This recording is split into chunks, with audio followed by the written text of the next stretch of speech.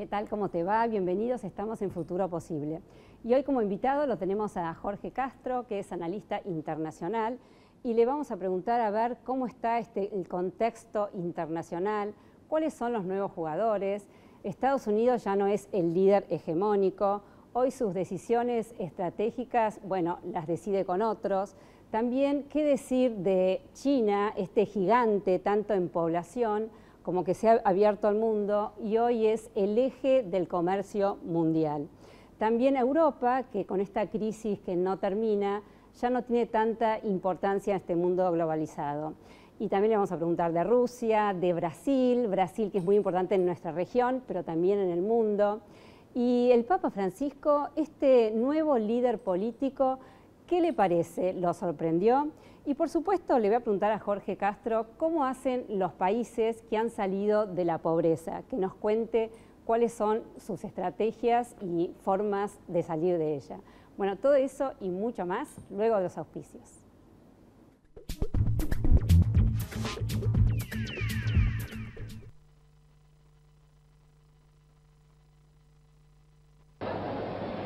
La tenemos que pesar. Acá. No, pobre, no la hagas pesar, no le hagas pasar por este momento. No, a la valija de mano. Ah, la valija, sí, la valija, sí. Marco, no va a pasar nada, quédate tranquilo. No es que tengo miedo del viaje, lo que no quiero es que descompres. Gente, perdón, Claudia trabó las valijas, puso de todo, la explotó. Estaba tan grande, déjeme que yo voy a... Todo con quiero pagué, y entonces cuotas, el hotel, los pasajes, todo. Y Muchachos, sigue quejando. ¡saquen la grandota! Por la calidad de la semilla.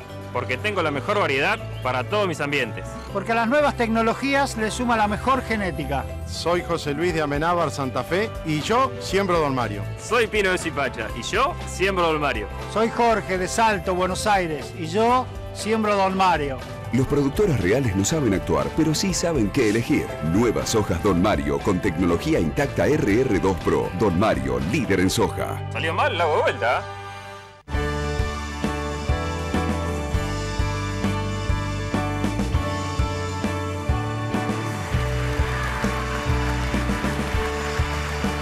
Buenos Aires, Gobernación Daniel Scioli. La Tercer, una empresa dedicada al desarrollo de productos de vanguardia para una arquitectura sustentable y el cuidado del medio ambiente. Líder en la fabricación de ladrillos cerámicos de la más alta calidad, comprometida con su personal, la responsabilidad social y el país. La Tercer. El lavado de manos sigue siendo la medida preventiva más eficaz para evitar el contagio de enfermedades. Adoptemos este acto simple y sencillo a nuestra vida. Es un consejo de AISA. Alquilar se puede. Ahora la ciudad te da la garantía y un préstamo inicial para que vos y miles de personas puedan elegir dónde vivir. Informate en www.buenosaires.gov.ar/alquilar se puede. Buenos Aires Ciudad, en todo estás vos.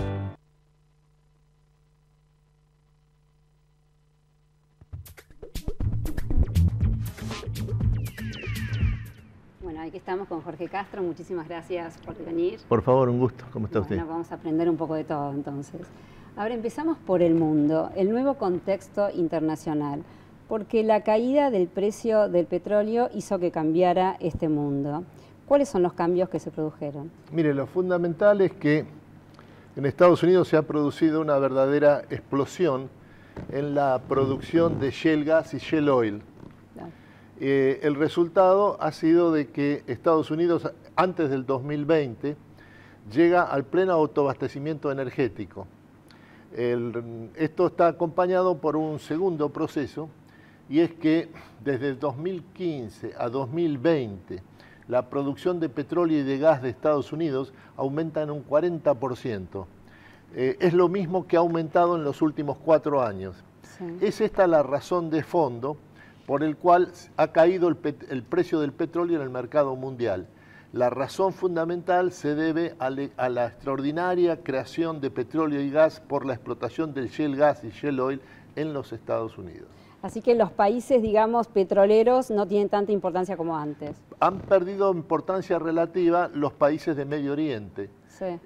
Y lo que hay que prever ahora es que sumando a la explosión del shale gas y shale oil en Estados Unidos, la desregulación petrolera en México, la riqueza petrolera mexicana se estima que es equivalente a la suma de las reservas de petróleo que existen en Kuwait más los Emiratos Árabes Unidos, y sumados los dos, Kuwait, Emiratos Árabes Unidos. En este sentido es que ya ha comenzado este año el proceso de desregulación plena de la producción petrolera mexicana. Por eso lo que hay que prever ahora es que en los próximos 10 años, América del Norte, Estados Unidos, Canadá, México, se transforman en el nuevo centro de la producción energética mundial y dejan en un segundo lugar a Medio Oriente. Bueno, impresionante, ¿eh? Impresionante la preponderancia entonces de México y también, como usted dice, el continente, América del Norte, pero también tiene que ver con todo nuestro continente, ¿no? Tiene que ver en este sentido, que en materia energética la Argentina dispone de lo que se estima son las segundas reservas mundiales de shale gas y shale oil en Vaca Muerta, Neuquén. Los yacimientos de Vaca Muerta, Neuquén son equiparables a uno de los dos grandes yacimientos norteamericanos. Los dos grandes yacimientos norteamericanos son, por un lado, Baking Fields, que están en la zona del norte de los Estados Unidos, con epicentro en el estado de North Dakota, y por el gran yacimiento del sur, que está ubicado en el estado de Texas, es Eagle Ford. Se estima que Vaca Muerta, Neuquén, es equiparable a los yacimientos de Eagle Ford en Texas. Por lo tanto, tienen una importancia mundial. Me imagino que sí, y me imagino que es optimista también pensando en Argentina, si se desarrolla bien Vaca Muerta. Mire, la Argentina en este contexto mundial tiene las condiciones más favorables que ha tenido en toda su historia, en lo que se refiere a las dos dimensiones, no solo de los recursos energéticos, sino ante todo en el hecho de que la Argentina es uno de los 3 grandes productores y exportadores mundiales de agroalimentos, en el momento en que la demanda mundial de agroalimentos se duplica en los próximos 20 años, en la estimación de la totalidad de los organismos internacionales, encabezados por la FAO y la OCDE. Claro, y también el crecimiento de China e India. El principal socio comercial de la producción agroalimentaria de la Argentina es China. El segundo socio comercial de la producción agroalimentaria argentina, centrada en los aceites, es la India. La Argentina tiene una inserción internacional, que es el camino de doble vía por el que transcurre el comercio y las inversiones en el mundo de hoy, situado en Oriente, en los países del Asia, y ya no más ni en Estados Unidos ni en Europa. Bueno, impresionante. Vamos a volver a Argentina, pero primero vamos a ver cómo está el mundo. Estados Unidos dejó de ser el líder hegemónico. Hoy, ¿quién comparte liderazgo también con esta nación? Bueno, lo que ha ocurrido es que la estructura del poder mundial, en lo que se refiere al sistema de seguridad internacional, se ha modificado en su naturaleza. Estados Unidos ejerció la unipolaridad hegemónica del sistema mundial desde 1991 hasta el 2008. En el 2008 se produce la crisis financiera internacional con epicentro en Estados Unidos, que es la caída de Lehman Brothers, y el resultado de esto es que terminó la unipolaridad hegemónica, el liderazgo hegemónico de los Estados Unidos en el sistema de seguridad internacional. Lo que está en marcha ahora es la creación de una nueva zona, un nuevo grupo de países capaces de liderar el contexto mundial y establecer la agenda del proceso de globalización, entre los cuales está, por cierto, Estados Unidos, pero también y en primer lugar la República Popular China. Está bien. La República Popular China, porque como dijimos, con tanta población y también con esta apertura al mundo, se ha convertido en el eje del comercio mundial. Exactamente. Hoy China, con 1.340 millones de habitantes, es la primera economía del mundo si se mide su Producto Bruto su Producto Bruto Interior, si se lo mide en términos de capacidad de compra doméstica.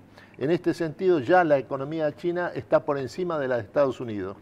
De modo que ahora es no solo la primera potencia mundial en términos de comercio internacional, sino también la primera potencia mundial en lo que se refiere a la producción de tipo manufacturero en la industria, sobre todo pesada, por encima de Estados Unidos. Esto es lo que le otorga a China y en general a los países asiáticos la condición de nuevo eje del proceso de globalización. También India está por ahí también liderando. India-China. India-China.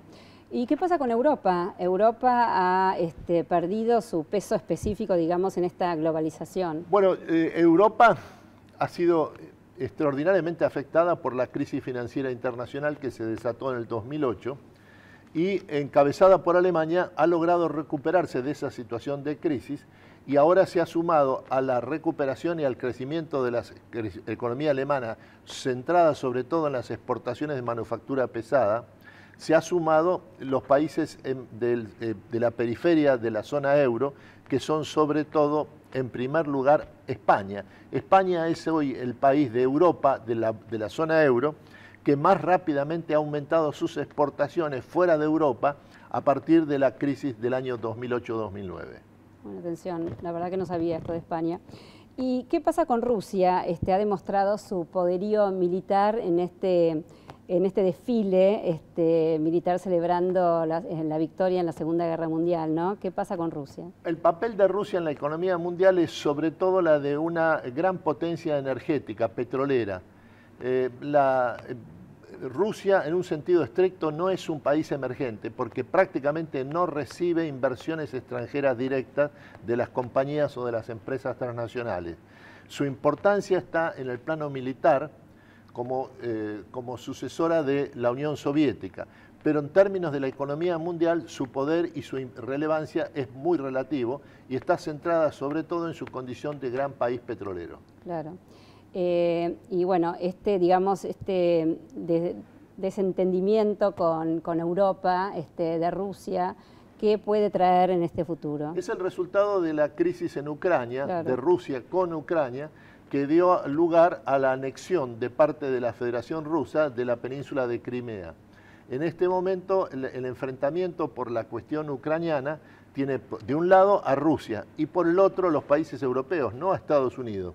Y a la cabeza de los países europeos está Alemania, con la canciller Angela Merkel liderando el proceso. Está bien, pero bueno, en el corto o largo plazo, ¿puede traer alguna consecuencia esta pelea entre Rusia y Europa? Bueno, en Ucrania hay una situación de guerra civil, sí, hace más de 8 meses, sobre todo en la zona oriental del país, en donde la mayor parte de la población es de lengua y de origen ruso. Y esta parte del territorio ucraniano se considera identificado con la Federación Rusa y no con el gobierno de Kiev. Claro, pero con el tema del gas, Europa necesitada de gas, ¿no puede perjudicar también este problema de tensión con Rusia? Hasta ahora no se ha manifestado eso, porque hay prácticamente un virtual monopolio ruso, sí, a través de Gazprom, que es la principal empresa gasífera del mundo y que es la proveedora de más del 60% de los recursos energéticos y de la demanda energética europea, encabezada por la demanda energética de la República Federal Alemana. Claro. ¿Y qué pasa con la violencia del mundo, no? La verdad que nos quedamos perplejos cuando, bueno, vemos estas ejecuciones tan crueles de parte del Estado Islámico. Esta violencia, ¿cómo se le pone, digamos, un punto final? Y creo que Occidente no sabe en este momento qué hacer con, bueno, tamaña brutalidad, violencia, sin piedad. Mire, la situación en Medio Oriente se presenta en estos términos. En la zona del Levante árabe, que es la región de Medio Oriente que se encuentra entre los ríos Éufrates y Tigris, y en las que los 3 países fundamentales son Siria, Irak y el Líbano. Las instituciones o las entidades territoriales estatales se han desintegrado. No hay virtualmente estados eficaces y activos en estos países del Levante árabe. El resultado es que se ha creado un gigantesco vacío geopolítico y en este vacío geopolítico ha irrumpido el islamismo revolucionario, una de cuyas manifestaciones, en este momento la más activa y la que tiene una posición de vanguardia y de liderazgo, es el denominado Estado Islámico o islamismo revolucionario. Y bueno, pero ¿cómo se le puede poner un freno a todo este recrudecimiento de violencia? Hay una guerra en la que Estados Unidos realiza sobre todo una ofensiva de tipo aéreo, sí, mientras cuenta sobre el terreno con el respaldo de las fuerzas de élite del ejército iraní. Hoy Estados Unidos e Irán son los principales aliados, respectivamente, en la lucha común contra el Estado Islámico en la región más estratégica del planeta, que es Medio Oriente. ¿Cree que es suficiente? Miren, no sabría decirle, y la historia de Medio Oriente es la de largos conflictos en una situación de inestabilidad crónica. Lo que es seguro es que la guerra está, esta es una nueva intervención de los Estados Unidos, esta es la tercera guerra norteamericana después de la de Irak y de Afganistán, y los principales aliados para la lucha contra el Estado Islámico o islamismo revolucionario son los Estados Unidos por un lado y por el otro la República Islámica de Irán, principal aliado de Estados Unidos en esta contienda. Bueno, parecería que el ser humano no aprendió nada, porque la verdad que dirimir los conflictos a través de la violencia, bueno, parecería que estamos en los tiempos de las cavernas, ¿no es así? Hay una disminución de la violencia en el mundo en relación a otras épocas históricas, incluso respecto al siglo pasado. Lo que ocurre es que se ha producido en Medio Oriente esta desintegración de las estructuras territoriales estatales, y es el vacío geopolítico que es su consecuencia, es lo que le otorga su extrema eficacia y letalidad a la organización denominada Estado Islámico.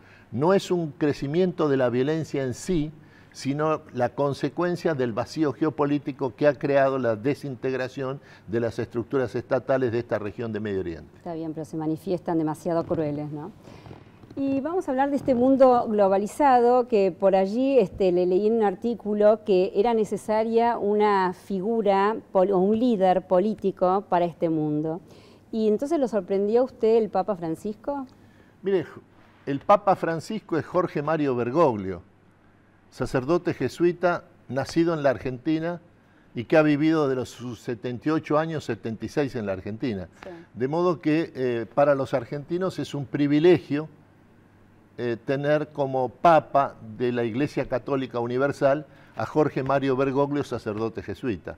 En este sentido, lo que hace el Papa Francisco es de una importancia fundamental, no solo para América Latina, no solo para la Argentina, sino también y cada vez más para el mundo, porque se ha convertido probablemente en la figura internacional, en términos políticos, más relevantes del siglo.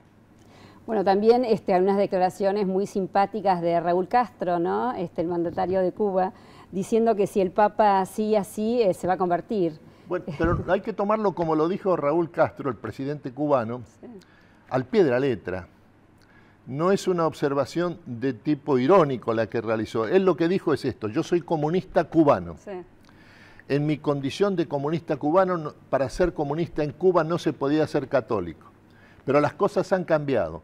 Y sin volver atrás, ni intentar revisar el pasado, lo que me interesa cada vez más es ir hacia adelante y por lo tanto encontrarme con la fe que yo tuve en mi infancia, que es la fe que él aprendió en colegios católicos de la isla de Cuba, en una etapa muy anterior a la Revolución Cubana. Claro, y bueno, me imagino que esta reunión con el Papa Francisco lo ha hecho entonces querer volver a esa fe. ¿Por qué bueno, no? Exactamente. En este momento en Cuba, el principal aliado estratégico del gobierno cubano en su proceso de reformas, de integración al mundo de la isla, y de unidad nacional y de reconciliación nacional es la Iglesia Católica de Cuba. Claro. Esta es la Iglesia Católica cubana, es la principal aliada del régimen primero de Fidel Castro y ahora de Raúl Castro. Bueno, y vamos a hablar de la pobreza y la desigualdad en el mundo, ¿no? Parecería que también este mundo se ha vuelto cada vez más desigual. Hay ricos cada vez más ricos y por otro lado pobres cada vez más pobres. ¿Qué piensa de todo esto? Bueno, si vamos en un camino que se va a hacer cada vez peor este escenario. Mire, lo primero que hay que advertir es que hay en el mundo una extraordinaria disminución de la pobreza. Sí. Esta es la etapa de la historia del mundo donde hay menos pobres y donde más gente ha salido de los niveles extremos de pobreza y se ha incorporado a la etapa inicial de una nueva clase media. El cálculo que conviene tomar presente es que solo en China, en los últimos 33 años, son 600 millones de personas las que han abandonado la pobreza y se han incorporado a la clase media. Algo semejante ha ocurrido en Brasil en la década pasada, en que son 40 millones los brasileños que han abandonado la situación de extrema pobreza y se han incorporado a la clase media. Lo que hay que prever es, por ejemplo, la previsión que realiza el Banco Mundial, es que hacia el 2030 Más de la mitad de la población del mundo va a pertenecer a la clase media. El mundo, hacia el 2030, se transforma en una sociedad mayoritariamente de clase media. ¿Usted lo cree así? Bueno, es lo que está ocurriendo en el momento actual, de manera sobre todo derivada de la disminución de la pobreza en los países asiáticos y en los países emergentes. Pero con este agregado, el cambio tecnológico, al acelerarse, está actuando como un elemento de incremento de la desigualdad. La pobreza disminuye, la desigualdad aumenta, sobre todo en los países avanzados y en primer lugar en los Estados Unidos. Sí. ¿Y qué hacer frente a esto? Porque dicen que también la desigualdad, bueno, puede traer desestabilización política. Mire, lo que parece estar ocurriendo es que hay una contienda entre el avance de la tecnología y la capacidad que tienen los sistemas educativos, sobre todo en los países avanzados, para crear una fuerza de trabajo acorde con el cambio tecnológico. Hay un retraso creciente de la educación frente a la tecnología. Y en el caso de Estados Unidos, lo más notable es que la Asociación Nacional de Manufactura, la Unión Industrial Norteamericana, señaló el año pasado que están disponibles 5 millones de puestos de trabajo en los Estados Unidos que no logran ser ocupados porque no existe una fuerza de trabajo con el nivel suficiente de calificación como para ocuparlos. No están capacitados. Este es el problema de la desigualdad en el mundo de hoy, el retraso de la educación frente a la aceleración del cambio tecnológico. Claro que sí. Y nos venimos para Argentina. También yo leí un artículo suyo donde dice que la pobreza en Argentina es un escándalo porque tenemos no solamente recursos materiales, sino también humanos. Y la verdad que teníamos una gran clase media culta, educada, y en los últimos tiempos, digamos que tenemos este porcentaje altísimo, que se puede decir que hay un tercio de la población argentina que es pobre. Así es. Es lo que ha dicho en su momento el entonces Papa Benedicto XVI, José Ratzinger, sí, en el sentido de que si hay un país en el cual la pobreza y los niveles que ha adquirido la pobreza, como la Argentina, la existencia del fenómeno de la pobreza es un escándalo, es precisamente la Argentina, porque la Argentina, en un sentido estricto, es un país dotado de extraordinarios recursos, no solo materiales, sino también humanos. Y lo que aparece como un verdadero desajuste histórico es que un país de estas condiciones tenga un nivel de pobreza como el que usted señala. La respuesta, además, a tomar en cuenta, es que ha aparecido un nuevo tipo de pobreza. Ya no se trata solo de aquellos que tienen muy bajos niveles de ingreso, se trata crecientemente de un sector de la sociedad que está siendo marginado o ha sido marginado o excluido de las corrientes centrales de la vida del país. En este sentido, hay una nueva pobreza y que es una nueva pobreza que afecta incluso la integridad de la condición humana. Ahora, ¿por qué hay países en el mundo que solucionan o mejoran el tema pobreza? Porque acá dijimos el caso de Brasil, es uno y está dentro de nuestra región. ¿Y por qué Argentina no lo puede hacer? Bueno, en realidad el fenómeno de la pobreza en la Argentina es relativamente reciente. Hasta la década del 70, del siglo pasado, finales de la década del 70, el nivel de pobreza de la Argentina era 6% de la población del país, prácticamente inexistente. La Argentina hasta la década del 70 del siglo pasado era uno de los países más cohesionados y de mayor grado de integración social de toda América Latina y uno de los mayores del mundo. Con posterioridad, lo que ha ocurrido es que la crisis económica se transformó en crónica y esto incluso provocó una desaparición o crisis del sistema político. Ha sido esta combinación entre la profundización de la crisis económica más el derrumbe del sistema político lo que ha ocasionado este escándalo que es un grado de pobreza como tiene la Argentina, un país dotado de extraordinarios recursos. ¿Y la región, por ejemplo, puede presionar de este modo para que Argentina decida de alguna vez por todas hacer algo con respecto a la pobreza? Mire, muy difícilmente, porque los países solo se desarrollan y solo cambian a partir de sí mismos.